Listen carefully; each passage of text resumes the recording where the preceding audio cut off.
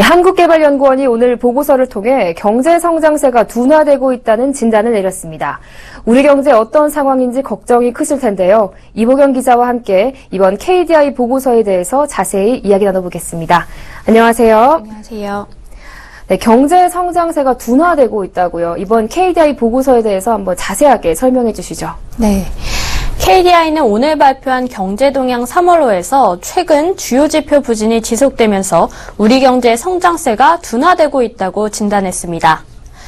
이 같은 표현은 지난달 경제동향에서 나왔던 일부 경제지표의 부진이 지속되면서 우리 경제의 성장세가 점차 둔화될 가능성을 시사하고 있다는 진단에 비해서 경기인식이 더욱 비관적으로 변했음을 보여주는 대목입니다.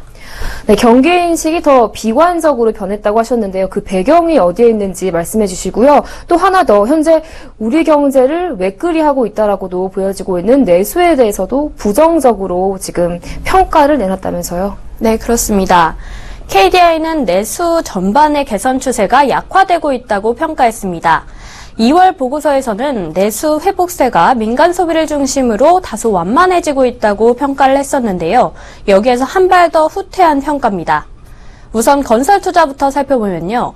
건축 부문을 중심으로 양호한 흐름을 유지하고 있다고 봤습니다. 하지만 설비 투자는 감소세를 지속하면서 부진한 모습을 보였습니다. 투자 관련 선행지수 역시 악화되고 있다고 진단했습니다.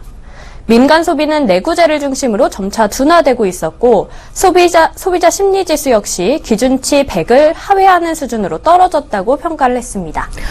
네, 정부가 왜 코리아 블랙 프라이데이를 열어서 이제 내수를 좀 활성화시키려고 노력도 했고 또 특별 소비세를 인하하는 조치를 취했지만 내수가 살아날 기미를 보이지 않고 있다 이런 지적이네요. 네, 그렇습니다. 최경환 전 경제부총리가 이른바 초이노믹스라고 하면서 경기 회복을 꾀했지만 화려한 수사에 불과했다는 셈입니다. 내수 전반의 개선 추세가 약해지고 있는 가운데 건설 투자는 양호하다는 게 KDI의 진단인데요. 이는 부동산 건설 경기를 띄워서 경기를 부양하려 한 당연한 결과라고 풀이가 됩니다.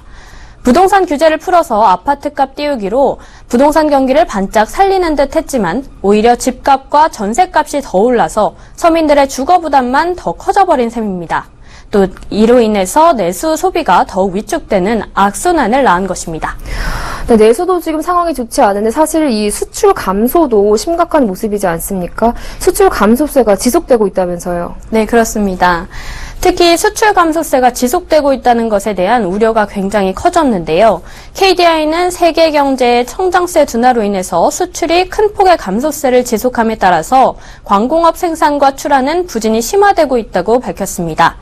또 2월 중 수출은 조업일수의 영향으로 인해서 감소폭이 축소가 됐긴 했지만 조업일수를 조정한 일평균 수출액은 여전히 큰 폭의 감소세를 지속하고 있다고 진단했습니다. 또 이에 따라서 광공업 생산과 출하가 주요 품목에서 감소한 가운데 재고율은 높은 수준에 머물러 있어서 향후에도 광공업 생산 부진이 지속될 가능성을 시사하고 있다고 내다봤습니다. 네, 내수와 수출까지 동반 부진한 모습인데요. 이렇게 우리 경제의 성장세가 둔화하고 있는 배경은 어디에 있을까요? 네, 중국 등 신흥국의 경제 성장률 둔화로 인해서 수출 부진이 우리나라에 이어졌고요. 또 국내 경기에 이것이 악영향을 미친 것으로 평가됩니다. 또 지난해 하반기부터 본격화된 내수 중심의 회복세도 둔화되고 있다는 것이 KDI의 판단입니다. 다만 KDI는 우리 경제가 대외 여건으로 인해서 휘청거리고 있긴 하지만 저유가로 인해서 경상수지 흑자가 확대되는 등 우리 경제의 대외 건전성은 비교적 양호한 상황이라고 긍정적인 평가를 내렸습니다. 네, 한국의 경기 성장세 둔화를 공식화한 KDI 보고서에 대해서 보도국 이보경 기자와 함께했습니다. 오늘 말씀 잘 들었습니다. 고맙습니다. 고맙습니다.